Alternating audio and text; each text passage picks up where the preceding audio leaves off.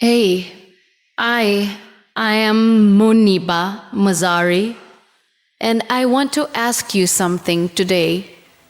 I want to ask you something that nobody ever dares to ask out loud. Have you ever laid on the floor, not because you were tired, but because you had no strength left to stand? Have you ever cried so silently that even your own walls didn't know you were broken? Have you ever smiled in front of the world, dressed yourself up, walked out that door, and felt absolutely nothing inside? Like you were just a body, just a shell, just going through the motions of a life that no longer felt like yours? Because I have been there, on that floor, in that silence, behind that smile. And I am here today, not because life was kind to me. I am here today because even when life shattered me into 1,000 pieces, I refused to stay broken. Let me take you somewhere. Close your eyes for a moment. Imagine you are 21 years old. You are young. You are full of dreams. You are in love with life. And then, in one single second, everything changes. One moment, one accident, one heartbeat that shifts the entire direction of your existence. And suddenly, you are lying there unable to move, unable to feel your legs, unable to understand what just happened to the life you had planned so beautifully in your head. That was me. I was 21, and in one moment, the road I was traveling on decided to break me. My spine was fractured. My body was crushed. The doctors looked at me with eyes full of pity and told me things that no young woman should ever have to hear. They said I would never walk again. They said my life as I knew it was over. They said I needed to accept a new reality. And do you know what the cruelest part was? It was not the pain in my body. Pain you can endure. Pain has an end. The cruelest part was the silence. The silence of lying in that hospital bed, staring at the ceiling, and hearing your own heart whisper, "What now? What is left now?" Who are you now that everything you identified yourself with is gone? I had lost my mobility. I had lost my confidence. I had lost the picture I had painted of my future. And somewhere in that hospital, in that loneliness, I began to lose myself too. People came to visit me, and I could see it in their eyes. That look of sympathy that slowly, quietly begins to feel like suffocation. They would hold my hand and say the right words, but their eyes said something else entirely. Their eyes said, "Poor girl." Their eyes said, "Such a shame." And I would smile back at them. I would smile and nod and say, "I am fine. I am fine. I am fine. I am fine." And every single time I said those words, I died a little more inside, because I was not fine. I was shattered, completely, entirely, utterly shattered. And here is what nobody tells you about being shattered. Here is what no one prepares you for. When you are broken, the world does not stop. The sun still rises. People still laugh. Life still moves forward at full speed, and you are just sitting there in your ruins, wondering how everyone else seems to know how to keep going when you can barely breathe. I would lie awake at night and ask God, "Why me? Why did you choose me for this pain? What did I do? What was my fault?"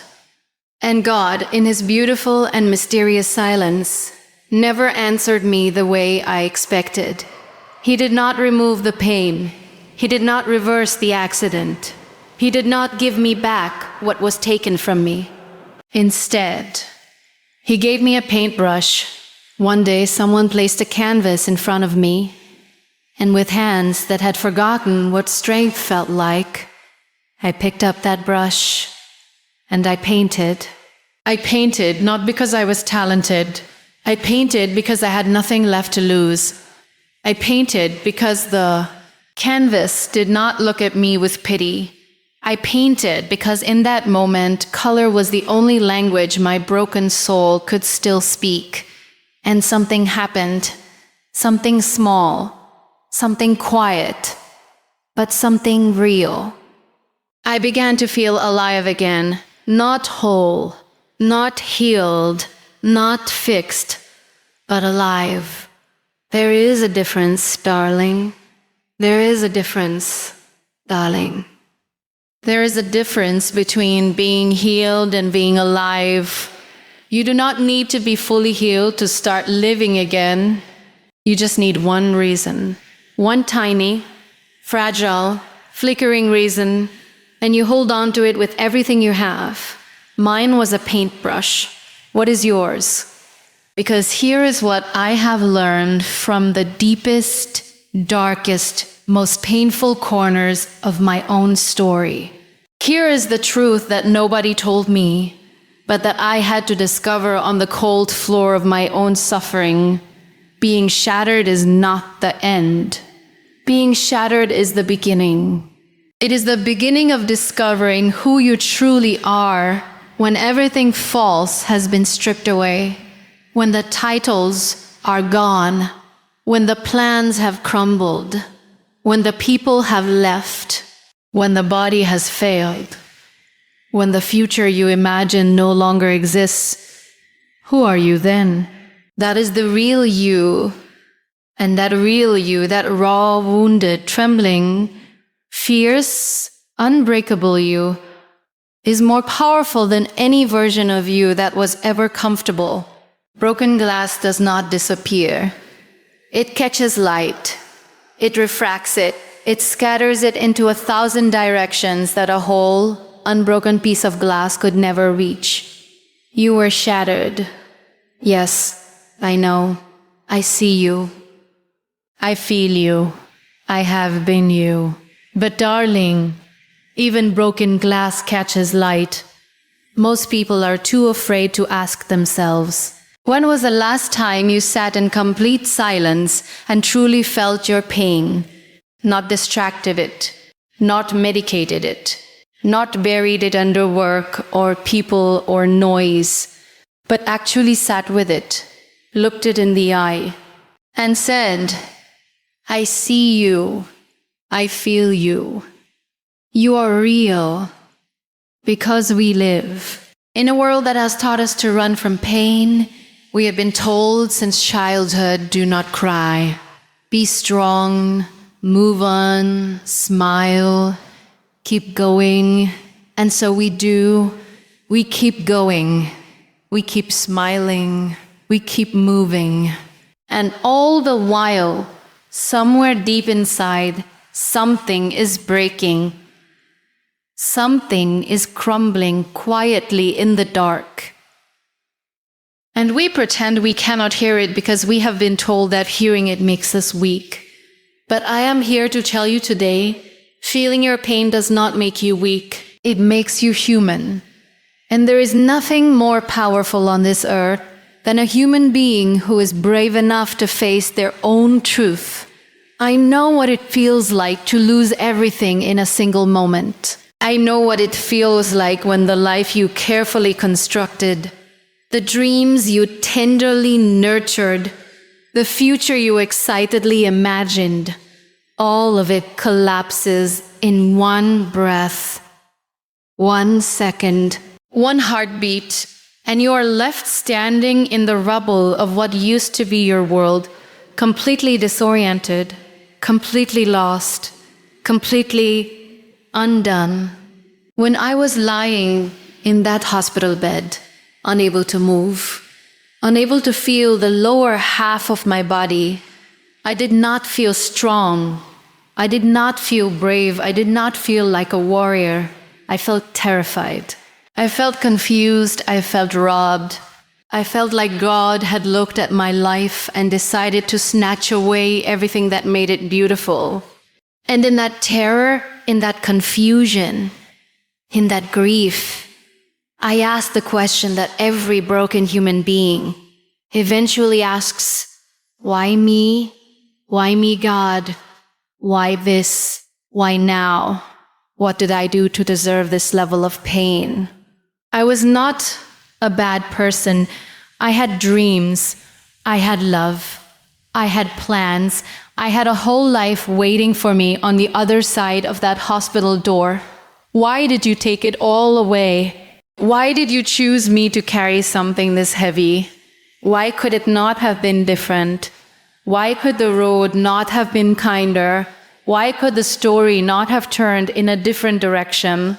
And in that silence, in that long, hollow, aching silence, I waited for an answer.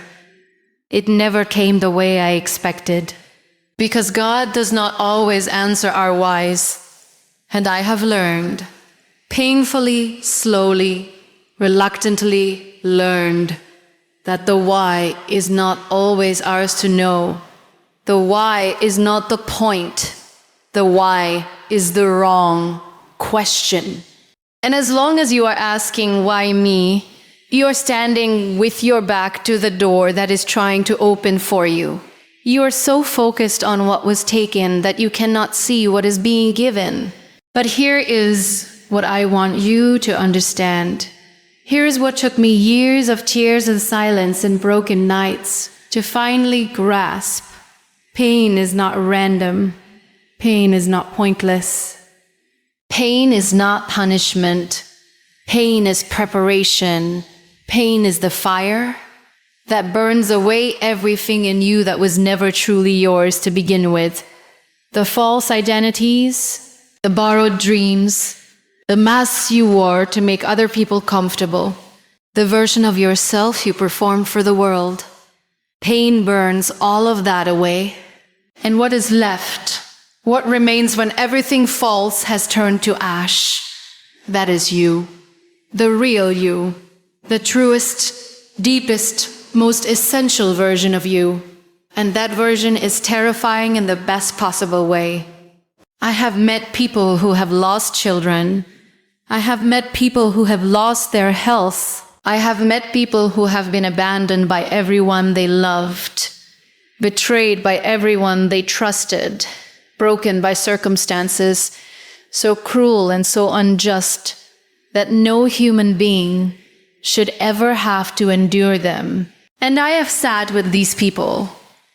I have looked into their eyes, and without exception, without a single exception, the ones who allowed themselves to fully feel their pain, the ones who did not run from it but walked straight into it with shaking legs and a breaking heart, those were the ones who emerged with something extraordinary, not perfect, not painless, not untouched, but extraordinary. The cow said there is a kind of strength that only suffering can build. There is a depth of compassion that only loss can teach. There is a quality of presence that only pain can create. When you have been broken all the way down to your foundation, when you have lost everything and survived it, you develop a relationship with life that people who have never suffered simply do not have access to. You stop taking the small things for granted. You stop wasting your precious energy on things that do not matter. You stop living on the surface and you begin to live from the inside out. Pain does not destroy you. Pain reveals you. It reveals what you are made of. It reveals what truly matters to you. It reveals the kind of love you are capable of, the kind of resilience that lives inside you, the kind of light you carry that even you did not know existed until the darkness made it visible.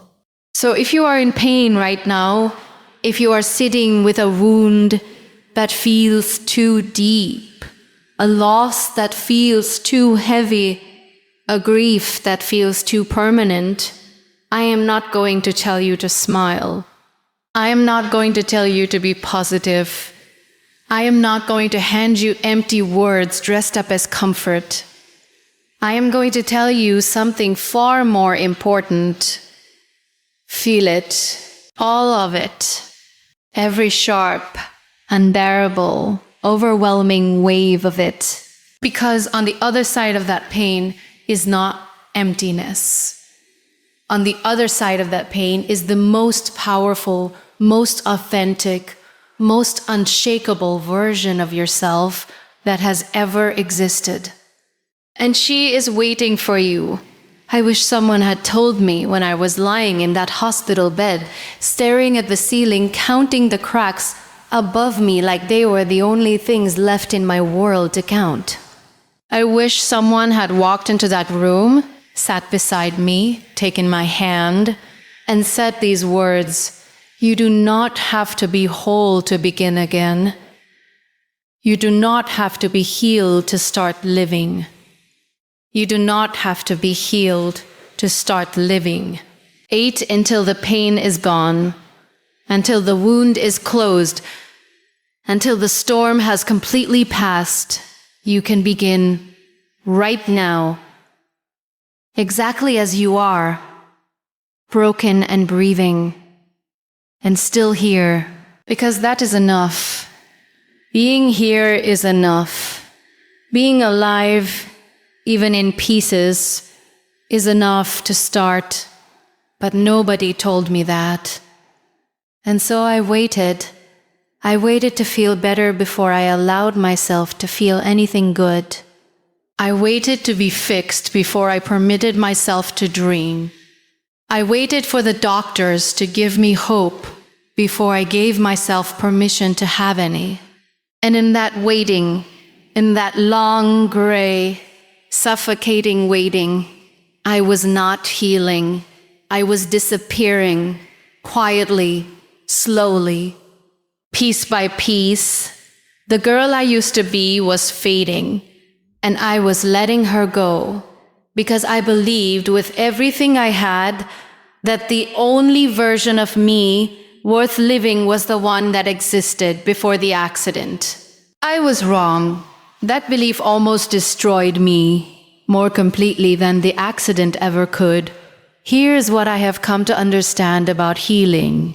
And I say this not as someone who read it in a book, not as someone who heard it in a lecture, but as someone who crawled through the darkest valley of her own existence and came out the other side with dirt on her hands and truth in her heart.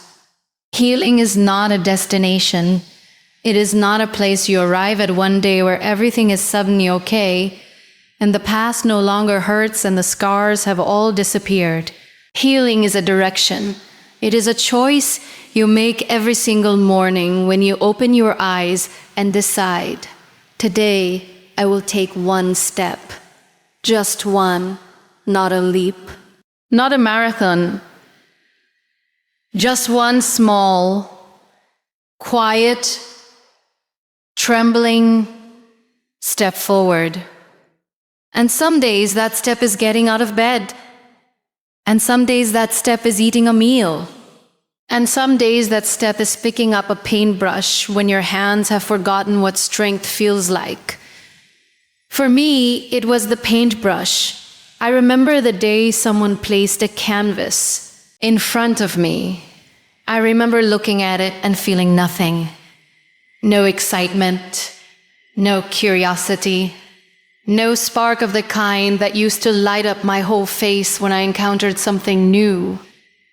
Just emptiness. Just the flat gray fog of a person who had forgotten what it felt like to want something. But something made me reach for that brush. Maybe it was boredom. Maybe it was desperation. Maybe it was God quietly placing the smallest possible lifeline in front of me and whispering, just try. Just once. You have nothing left to lose. And so I tried. I painted badly. I painted clumsily. I painted with hands that shook, and a heart that felt nothing, and eyes that could barely focus through the exhaustion of existing in a broken body. But I painted. And in that painting, in that imperfect, uncertain, graceless act of creation, something shifted. Something so small I almost missed it. Like the tiniest flame catching in the corner of a very dark room. It was not joy, not yet, but it was something adjacent to joy. Something that reminded me faintly, distantly, that I was still a person, that I still had something inside me, that I was not entirely empty. That was my one reason.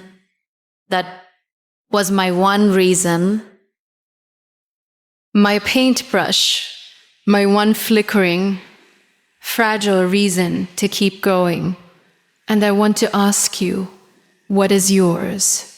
Because everyone has one. I believe this with my whole heart.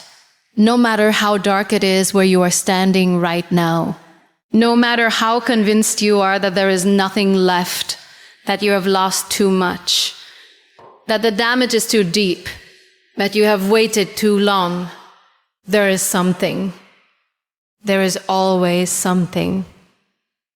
It might be so small that you have been dismissing it. It might be so quiet that the noise of your pain has been drowning it out. It might be something that feels almost embarrassingly simple. A cup of tea in the morning, a child's laugh, a song that still reaches you, a corner of the sky that scent ill takes your breath away. Find it. Find your one reason and hold on to it like your life depends on it, because it does. You see, we have been sold a very dangerous idea about recovery. We have been shown images of transformation that look dramatic and sudden and complete. Before and after, broken and then fixed, lost and then found. And so we measure our own healing against these impossible standards, and we decide we are failing because we are still hurting, still struggling, still not the triumphant, finished version of ourselves we think we are supposed to be by now. But real recovery does not look like that. Real recovery is messy and nonlinear and deeply unglamorous. Real recovery is crying in the morning and laughing by afternoon and not knowing which one is more honest. Real recovery is taking 3 steps forward and 2 steps back and counting that as progress because you are still moving. Real recovery is not the absence of pain. It is the presence of purpose alongside the pain. You do not wait for the storm to end before you learn to dance in the rain. You do not wait for the wound to close before you begin to create. You do not wait for wholeness before you start living, because if you wait for wholeness, you will wait forever.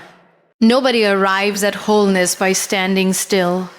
You arrive at it by moving, by doing, by reaching for the one small thing that still makes you feel human and doing it again and again until it becomes your reason, your rhythm, your lifeline back to yourself. I was not healed when I picked up that paintbrush. I was not fixed when I painted my first canvas. I was not whole when I stood in front of my first audience and spoke my truth out loud for the first time. I was broken, beautifully, completely, honestly broken. And I began anyway. And that beginning, that imperfect, terrified, uncertain beginning changed everything. You do not end. It to be ready, you do not need to be healed. You do not need permission from your pain to start living again. Think about a piece of glass. A perfect, smooth, unbroken piece of glass. Hold it up to the light, and what do you see? You see the light pass straight through it. Clean, simple, unremarkable. The light does not stop. It does not dance. It does not scatter into colors and patterns and unexpected brilliance. It just passes through. Because when something is completely whole, completely unbroken, completely untouched by damage, it has only one direction to send the light. Straight ahead, predictable, ordinary. Now shatter that glass. Now hold those broken pieces up to the same light and watch what happens. Watch how the light catches every jagged edge. Watch how it splinters and scatters and refracts into directions nobody could have predicted. Watch how a single ray of light hitting a single broken piece suddenly becomes something extraordinary, something beautiful, something that a whole, perfect, unbroken piece of glass could never, not in 1,000 years, produce on its own. That is you. That is what your brokenness does. That is what your pain produces. That is what your shattered places are capable of. When you stop hiding them and start holding them up to the light. But we do not believe this about ourselves, do we? We have been taught quietly, consistently, relentlessly that brokenness is something to be ashamed of, that our wounds are weaknesses, that our scars are evidence of failure, that the cracks in us are flaws to be concealed rather than fractures to be honored. And so we spend enormous amounts of energy we desperately need for living, hiding the very parts of ourselves that carry the most light. I spent years hiding my wheelchair. I spent years hiding my pain. I spent years constructing a version of myself for public consumption. Ion that was strong and polished and unaffected, because I believed deeply and painfully that if people saw the broken parts of me, they would stop seeing me altogether. That the cracks would become all they could see. That the damage would define me so completely that nothing else about me would matter anymore. And then one day something happened. One day I stood in front of an audience, shaking, terrified, completely unprepared for what was about to occur. And instead of hiding my story, I told it. All of it. The accident, the hospital, the silence, the grief, the wheelchair, the nights I wanted to give up, the mornings I did not know how to go on. I told it with shaking hands and a trembling voice and tears I did not try to stop, and the room went completely still, not with pity, not with discomfort, not with the suffocating sympathy I had always feared, but with recognition. With that deep, quiet, unmistakable recognition that happens when one human being tells the truth and another human being realizes that is my story too. I have felt that too. I have been in that darkness too. I have asked those same questions in that same silence too. My brokenness did not push people away. It pulled them closer. My wounds did not make me smaller. They made me more real. My shattered places did not diminish my light. They multiplied it. They scattered it into every corner of that room and reached people that a polished, perfect, unbroken version of me never could have touched. And that is when I understood.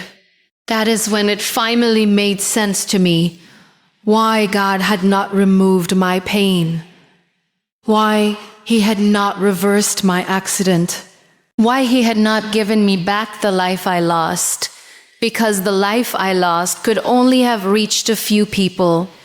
But the life I was given, this broken, rebuilt, beautifully imperfect life, this life has the power to reach millions. Your brokenness is not your imitation, it is your reach. Think about the people in your life who have impacted you most deeply. Think about the voices that have stayed with you. Think about the voices that have stayed with you. Think about the stories that changed something inside you. I will tell you something. I am willing to bet that those people were not the ones who had everything figured out. They were not the ones who had never suffered, never struggled, never fallen apart at the seams. The ones who changed you were the ones who had been broken and were honest about it. The ones who had walked through fire and came back to tell you that the fire does not kill you. The ones who carried scars and wore them openly and said, look at what I survived. Look at what is possible on the other side of impossible. That is the power of brokenness. That is the power that no amount of perfection can replicate, because perfection is distant.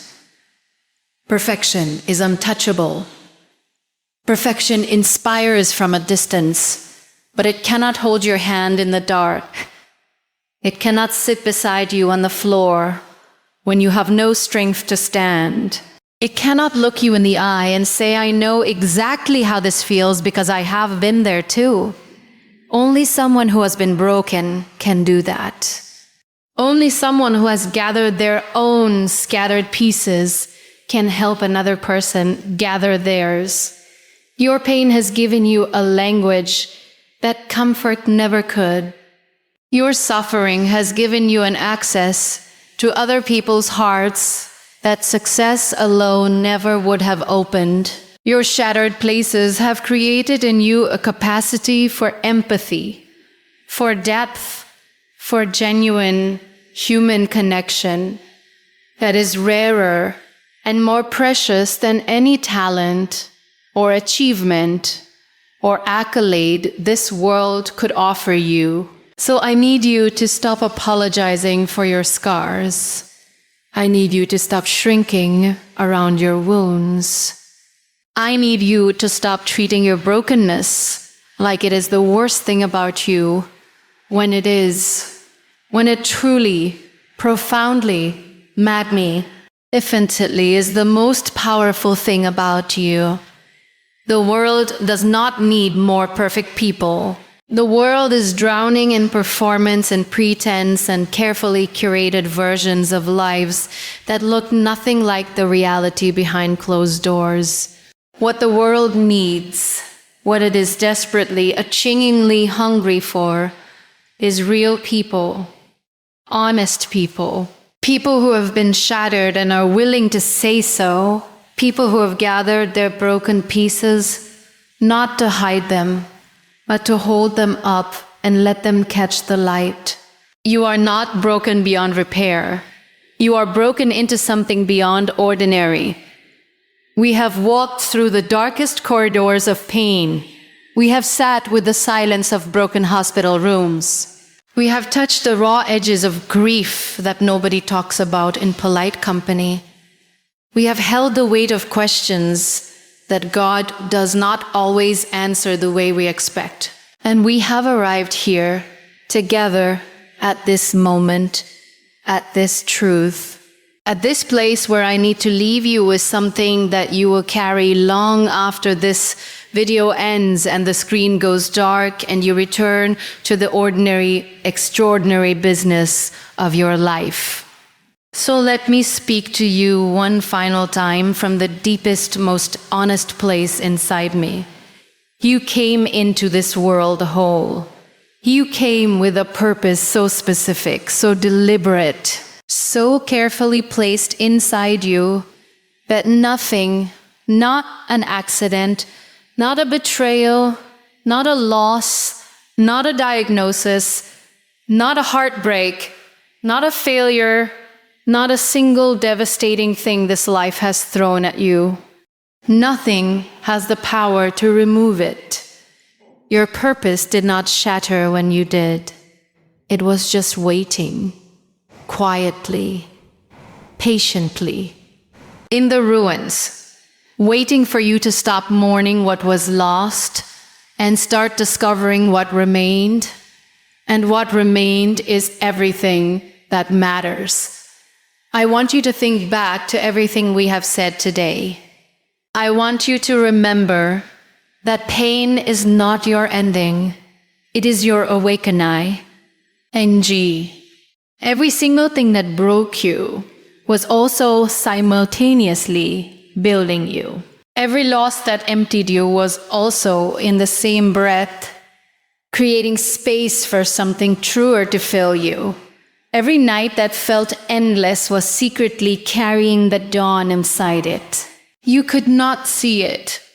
I know you could not see it, but it was there. It is always there. The light does not abandon the darkness. It simply waits for a crack to come through. And you beautiful, battered, still standing human being, you are full of cracks, which means you are full of places for the light to pour through. I want you to remember that you do not need to be fully healed to begin again. The most important journeys of your life will not begin when everything is perfect and certain and safe. They will begin in the middle of the mess.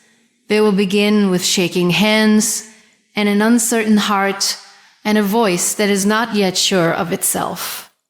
They will begin exactly the way my journey began, with one small, imperfect, terrified step toward the one tiny reason that still made me feel alive. Find your paintbrush, find your one reason, and begin. Not tomorrow, not when you feel ready, not when the pain has passed. Now, begin now, because now is all any of us ever truly have. And I want you to remember, please remember this, above everything else, that your brokenness is not your shame. It is your superpower. The cracks in you are not evidence of your weakness. They are the architecture of your depth. They are the geography of your compassion.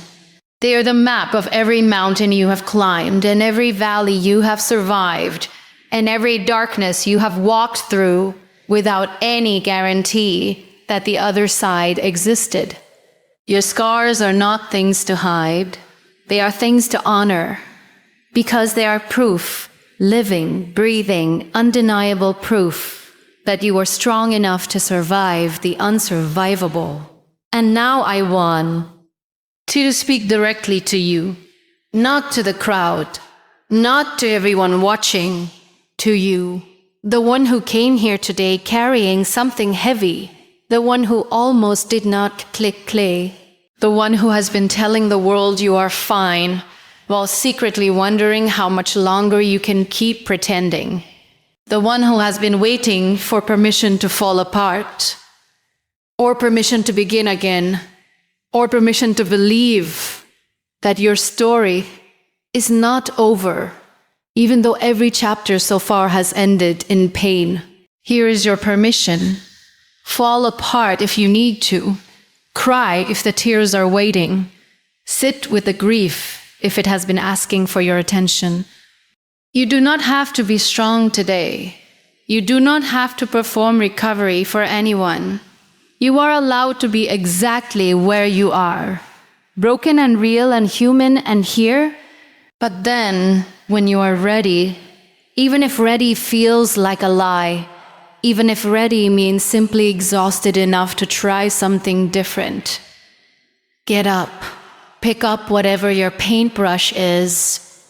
Take that one small step, not because the pain is gone, not because the future is certain, not because you feel brave, but because somewhere deep inside you, underneath all the grief and all the fear, and all the exhaustion, there is something that refuses to be extinguished.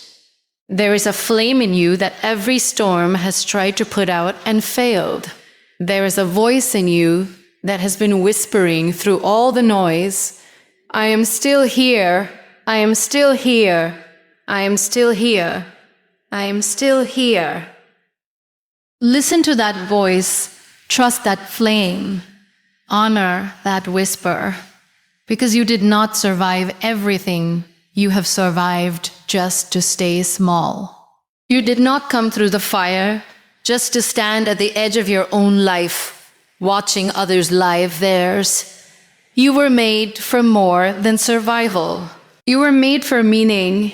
You were made for the kind of life that only someone who has been truly, completely, honestly broken can build, because it is built not on the illusion of perfection, but on the foundation of truth. You are not what happened to you. You are what you chose to become after it happened. And darling, even broken glass catches light.